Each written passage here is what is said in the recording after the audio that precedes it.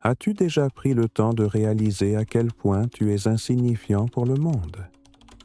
Cette question sonne comme une claque, mais elle n'est pas destructrice. Au contraire, c'est la clé d'une chose que personne ne t'a jamais révélée, la liberté. Depuis tout petit, on te fait croire que tu es le centre de l'univers. Tes notes, les compliments qu'on te fait, les regards que tu cherches, tout semble confirmer que tu comptes. Mais un jour, la réalité te transperce comme une lame glacée. Personne n'en a vraiment quelque chose à faire. Pas autant que tu l'imaginais. Tu marches dans une rue bondée. Chaque visage est noyé dans ses propres soucis. Personne ne fait attention à ta coupe de cheveux, à tes fringues, ni à ton dernier échec. Ils sont bien trop occupés avec leurs propres galères, leurs angoisses, leurs factures, leur culpabilité. Jung disait qu'une partie de notre souffrance vient de l'illusion d'être spécial. Quand tu réalises que tu n'es qu'un parmi des milliards, tu te sens d'abord écrasé, presque effacé. Mais ensuite, quelque chose change. Une forme de légèreté cruelle commence à apparaître. Le monde ne tourne pas autour de toi. Et ça veut dire une chose essentielle. Tu peux arrêter de jouer un rôle pour lui. Tu peux cesser de justifier chacun de tes choix, de mendier de l'approbation à chaque décision. Tu peux tenter, te tromper, disparaître un moment, recommencer. Parce que personne n'a une loupe braquée sur toi. La plupart essaient juste de survivre dans leur propre chaos. Le marketing te vend l'idée que tu es unique. Mais ce qu'il veut, c'est que tu consommes davantage pour entretenir cette illusion. Parce que si tu acceptes ton insignifiance, tu deviens dangereux. Insensible au chantage de l'image, des réseaux, des apparences. Être insignifiant, ce n'est pas la fin. C'est le début. Le début d'une vie où tu n'as plus besoin de plaire, d'impressionner, de prouver. Tu vis, simplement, avec plus de vérité, plus de courage, plus de silence. Et dans ce silence, une force brutale commence à naître. La force de celui qui ne doit plus rien à personne. La force de celui qui a compris qu'il n'y a pas de public. C'est seulement à ce moment-là que tu peux avancer pour de vrai, sur tes propres jambes, sans attendre les applaudissements. Voilà le choc. Voilà la véritable libération. Depuis les premières années de notre vie, on nous apprend à jouer un rôle. On ne nous enseigne pas à être, mais à paraître. À l'école, on apprend à répondre aux attentes. À la maison, à masquer notre colère. Au travail, à afficher une efficacité de façade, même quand tout s'effondre à l'intérieur. Toute la vie devient un théâtre. Et presque personne ne réalise qu'il est en train de jouer. Le véritable metteur en scène de ce théâtre silencieux, c'est l'ego. Il dicte les répliques, impose les gestes, choisit les costumes. Il veut des applaudissements, de la reconnaissance, de l'attention. Alors il déforme. Il amplifie les qualités, dissimule les échecs, ajuste chaque pas pour coller au scénario parfait. Mais vivre comme ça a un prix. Un prix invisible, mais terriblement corrosif. La dissolution de l'authenticité. Nietzsche écrivait que l'homme moderne est devenu un acteur si parfait qu'il ne distingue plus le masque de son propre visage. Il ne sait plus qui il est sans le script. Et cette perte d'identité ne se manifeste pas forcément par une douleur aiguë, mais par un vide diffus, une forme de déconnexion, une nostalgie de soi qu'on ne sait même pas nommer. La plupart des angoisses existentielles ne viennent pas d'un manque de réussite, mais d'un excès de représentation. Plus on joue un rôle, plus on s'éloigne de soi. Plus la structure intérieure devient fragile. Parce que l'âme, elle, sent bien le mensonge. et elle proteste, avec du silence, avec de l'anxiété, avec de l'insomnie. Mais il existe un moment de bascule, un instant où la salle se vide, où l'on comprend que personne ne regarde vraiment, que les regards étaient imaginaires, que les jugements n'avaient aucune importance. Alors, le décor s'effondre, le plateau se fissure, et avec lui disparaît l'impératif de continuer la mascarade. Que reste-t-il? De la honte, du silence, et ensuite, la liberté. Tu découvres que tu n'as plus besoin de jouer, que le script peut être jeté, que le personnage peut mourir, et que c'est précisément de cet effondrement que naît la possibilité de vivre sans chaîne. Cesser de jouer n'est pas un aveu de faiblesse, c'est un acte de courage. C'est le début d'une vie qui ne demande plus la permission d'exister. Nous vivons entourés de regards qui, en réalité, n'existent pas. Nous fabriquons une sorte de public imaginaire qui nous juge, nous compare, nous surveille. Mais ce public est absent. Cette sensation d'être constamment observé n'est pas un fait objectif. C'est un reflet déformé de l'ego. On suppose que chacun de nos gestes a de l'importance, comme si le monde entier tournait autour de nos insécurités. Mais la vérité, c'est l'inverse. Le monde remarque à peine notre présence. Croire qu'on occupe le centre des pensées des autres, c'est entretenir une illusion très sophistiquée. Nous projetons sur autrui une vigilance qui, la plupart du temps, n'existe tout simplement pas. Les gens sont bien trop absorbés par leurs propres galères, leurs dettes, leurs échecs, leurs angoisses. Le temps que tu passes à ressasser une phrase mal dite ou un regard mal interprété, personne d'autre ne le consacre à toi. Quand Sartre disait que l'enfer, c'est les autres, il ne condamnait pas les autres en tant que tels. Il pointait du doigt notre dépendance à ce que nous croyons être leur regard. On façonne notre comportement en fonction de cette observation supposée. Et, ce faisant, on sacrifie des morceaux essentiels de nous-mêmes. On perd la spontanéité, l'authenticité, le courage d'être incompris. Chaque choix devient un calcul d'image, chaque geste, une tentative d'être accepté. Et, peu à peu, l'identité se dissout dans la mise en scène. Mais ce regard extérieur n'est pas fiable. Il est fragmenté, changeant, insaisissable. Se laisser définir par lui, c'est vouloir attraper le reflet d'un nuage à la surface d'un lac. Le moment de la libération survient quand cette illusion s'effondre. Quand on comprend que ces yeux qui jugeaient n'étaient que les échos de notre propre anxiété. Qu'il n'existe pas de tribunal, pas de public, juste le vide neutre de l'existence partagée, où chacun n'est, au fond, qu'un inconnu parmi d'autres. C'est dans cette prise de conscience que naît une forme de liberté silencieuse. On cesse de vivre pour correspondre au regard des autres, et on commence à exister pour soutenir son propre regard. Un regard intérieur, solide, incorruptible.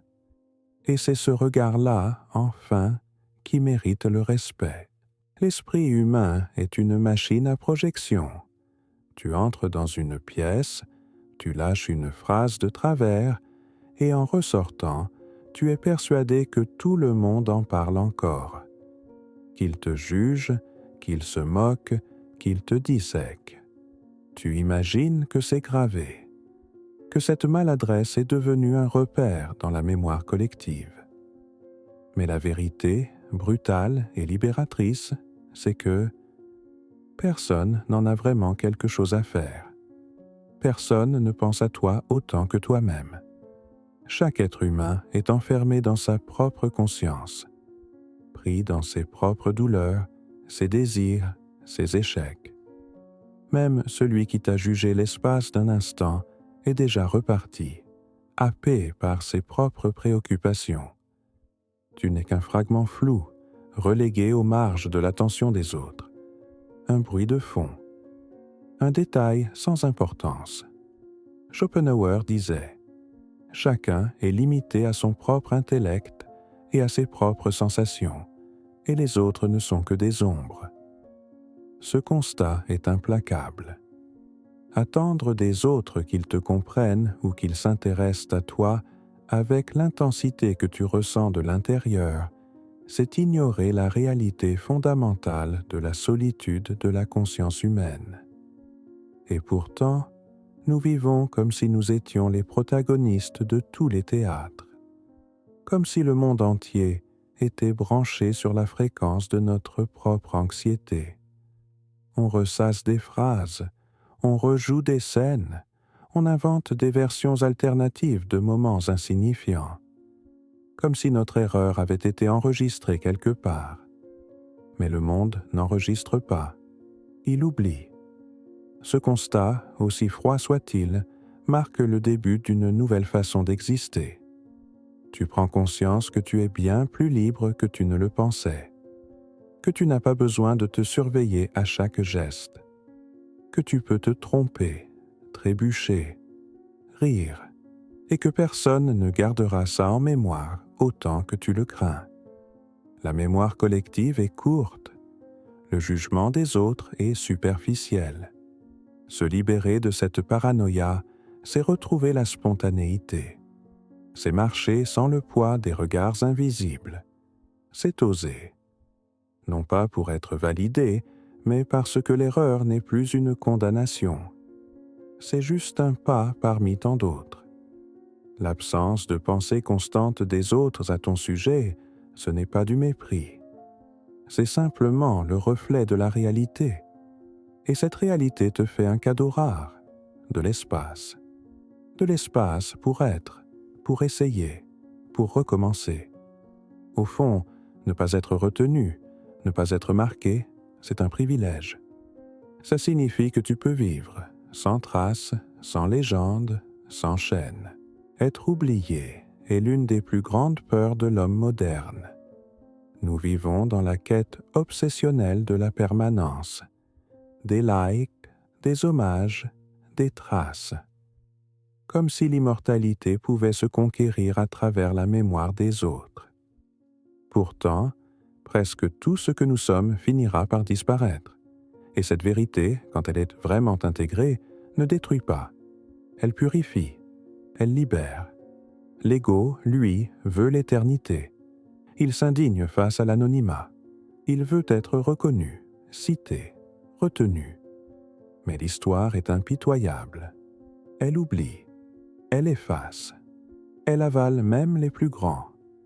Combien de rois ne sont plus que des notes de bas de page? Combien de héros se sont dissous dans le silence? Si cela arrive à eux, que peut-on espérer pour nous? La peur d'être oublié engendre un comportement frénétique. On vit pour laisser une empreinte, pour prouver qu'on a existé, pour bâtir une identité capable de défier le temps. Mais cette tentative de pérennité nous pousse à mener une vie factice.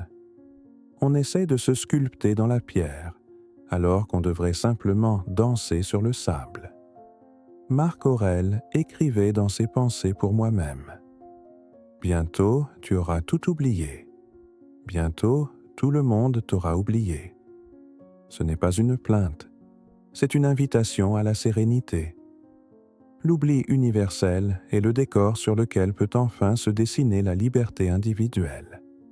Si tout disparaît, alors plus rien ne justifie de vivre sous le regard des autres. Il n'y a aucune obligation d'être important. Lorsque tu acceptes l'oubli comme un destin naturel, quelque chose bascule. Tu commences à agir non plus pour être célébré, mais pour être vrai. Tes choix cessent d'être des stratégies d'image.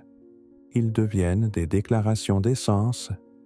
Tu ne cherches plus à accumuler, mais à te délester de tout ce qui n'est pas toi. Être oublié est une épreuve. C'est rude, c'est solitaire, mais c'est aussi une forme de pureté.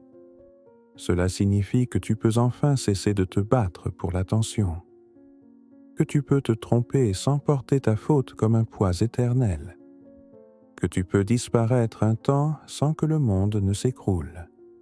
La liberté d'être oublié est brutale, parce qu'elle détruit tout un système de validation. Mais c'est précisément dans cet effondrement que naît la possibilité d'une existence plus légère, sans traces, sans mise en scène, sans besoin d'applaudissements. Tu ne seras pas retenu. Et c'est justement pour ça que tu peux, enfin, être authentique. La validation est une drogue silencieuse. Son effet est immédiat. Soulagement, plaisir, sentiment d'appartenance. Mais, comme toute drogue, elle exige des doses toujours plus fortes. Tu reçois un compliment, tu en veux un autre. Tu publies quelque chose, tu attends l'approbation. Tu prends une décision, tu espères être félicité. Peu à peu, le centre de ta vie cesse d'être ce que tu crois, pour devenir la façon dont les autres réagissent. La validation commence comme une reconnaissance et finit comme une prison. Au début, elle stimule. Avec le temps, elle devient un besoin. Et lorsqu'elle devient un besoin, il n'y a plus de liberté. Parce que tu ne choisis plus en fonction de tes convictions. Tu choisis en fonction de l'acceptation. Épictète rappelait que la clé de la liberté réside dans une distinction simple. Ce qui dépend de toi et ce qui n'en dépend pas. L'opinion des autres n'en dépend pas. Chercher refuge dans la validation, c'est bâtir un abri sur du sable mouvant. Le problème n'est pas seulement dans le désir d'être accepté, mais dans la renonciation intérieure que ce désir impose. Chaque fois que tu privilégies l'approbation extérieure, tu abandonnes une part de toi, une conviction, une envie, un élan authentique. Et ces petites abdications finissent par s'accumuler. Elles deviennent un fardeau, un poids mort que tu portes par peur de décevoir. La validation pervertit aussi les valeurs. Ce qui est efficace mais impopulaire est évité. Ce qui est superficiel mais applaudi est répété. La profondeur cède la place à l'apparence. La vérité se fait écraser par la commodité. Et c'est ainsi qu'on construit une vie qui, vue de l'extérieur, semble enviable, mais qui, de l'intérieur, est en ruine. Briser cette logique demande un type particulier de courage. Le courage d'être incompris, d'être critiqué, d'être ignoré. Parce que c'est dans ce vide, sans applaudissements, sans like, sans tape dans le dos, que tu découvres qui tu es vraiment et ce qui compte vraiment. L'absence de validation n'est pas un signe d'échec, c'est une épreuve de conviction.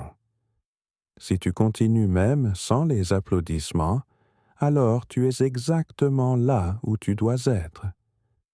Si tu tiens bon même sans témoin, alors c'est que c'est authentique. Renoncer à la quête de validation, ce n'est pas de l'indifférence, c'est de la maturité. Et surtout, une véritable force. Le masque n'est pas qu'un simple déguisement social. C'est une seconde peau patiemment construite, faite de peur et de compromis. Dès l'enfance, on apprend ce qu'il faut montrer et ce qu'il faut cacher. Ce qui attire l'affection et ce qui provoque le rejet. Avec le temps, cette adaptation devient identité. On finit par confondre le personnage avec ce que l'on est vraiment. Mais arrive un moment où le masque devient trop lourd. Non pas parce que les autres le démasquent, mais parce que ton âme, elle, ne le supporte plus. Il y a une fatigue profonde à faire semblant, à sourire quand on a envie de crier, à jouer des rôles qui n'ont plus aucun sens. Cette fatigue n'est pas physique, elle est existentielle. Kierkegaard disait que la plus grande forme de désespoir c'est de choisir d'être quelqu'un qu'on n'est pas, juste pour plaire. Et ce choix, aussi courant que silencieux, mène à une paralysie intérieure. De l'extérieur, tout semble fonctionner. Tu travailles, tu discutes, tu souris. Mais à l'intérieur, le vide se creuse. Une absence de soi. La chute du masque n'est pas, la plupart du temps, un acte volontaire. Il tombe dans l'effondrement, dans la crise. Quand la douleur de faire semblant devient plus insupportable que la peur d'être soi, c'est là que la vérité commence à émerger. Non pas comme une révélation triomphante, mais comme un écroulement. Tu n'en peux plus de porter ce qui n'a jamais été toi. C'est terrifiant. Sans le masque, plus de garantie, plus de contrôle sur la façon dont on te perçoit. Tu t'exposes aux critiques, aux jugements, aux abandons. Mais tu t'exposes aussi à quelque chose de rare, la possibilité de vivre avec intégrité, de sentir, enfin, que chaque pas est en accord avec ce qui bat en toi. C'est là que la vraie vie commence, pas celle des attentes, des récits et des filtres, mais une vie qui respire librement, qui ne demande plus la permission d'exister, qui accepte d'être mal comprise pourvu qu'elle soit vraie. Une vie faite de cicatrices, pas de faux semblants. Quand le masque tombe, tu deviens vulnérable. Mais dans cette vulnérabilité, il y a quelque chose que le théâtre social ne pourra jamais offrir, la dignité. Et avec elle, une force tranquille qui ne dépend plus du monde pour exister. La plupart des gens redoutent l'anonymat comme s'il était un échec, comme si ne pas être connu équivalait à être insignifiant. Nous vivons dans une culture qui glorifie la visibilité. Plus tu es vu, plus tu es valorisé. Plus on parle de toi, plus tu sembles exister. L'exposition est devenue une monnaie, et l'anonymat une punition. Mais tout cela n'est qu'une illusion, une prison déguisée, conçue pour maintenir l'ego affamé et l'esprit sous contrôle. En réalité, l'anonymat est une forme rare de pouvoir. Être invisible, c'est avancer sans chaîne. Personne n'attend de toi que tu te comportes d'une certaine façon. Personne ne projette sur toi des attentes auxquelles tu dois répondre. Tu es hors radar. Et cela signifie que tu peux être ce que tu veux, sans témoin, sans pression, sans cadre.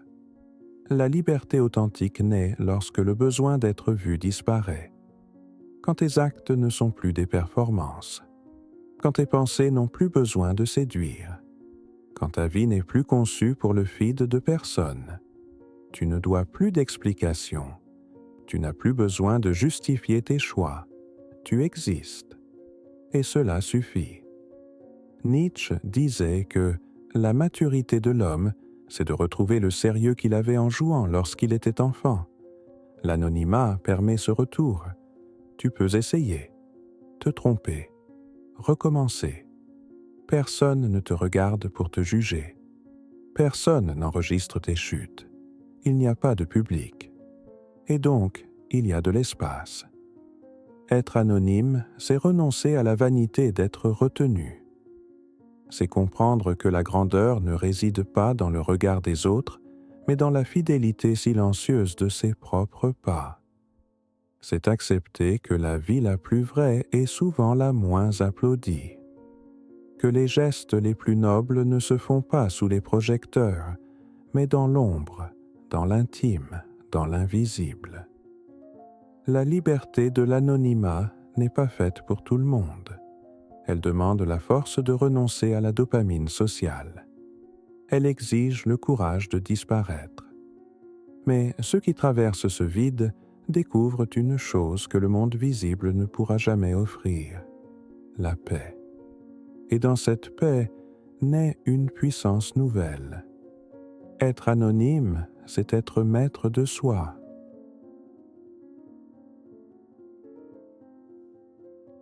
La liberté pleine et entière exige la solitude. Mais la solitude, elle, est un territoire que l'on redoute. On veut être libre, mais on ne veut pas être seul.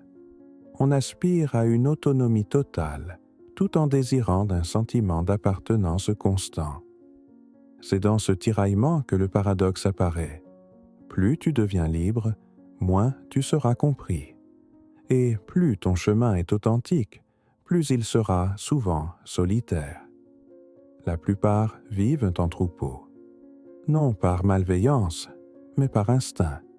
Il est plus simple de suivre la norme, de reproduire les codes, de s'intégrer. L'acceptation sociale offre un confort, et ce confort devient une dépendance.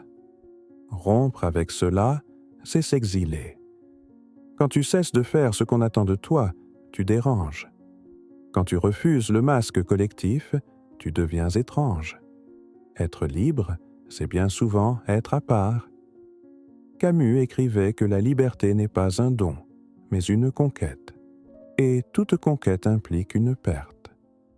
La perte, ici, c'est celle de la compagnie facile, des liens bâtis sur la convenance, de l'approbation de ceux qui ne reconnaissent que des versions domestiquées de toi-même.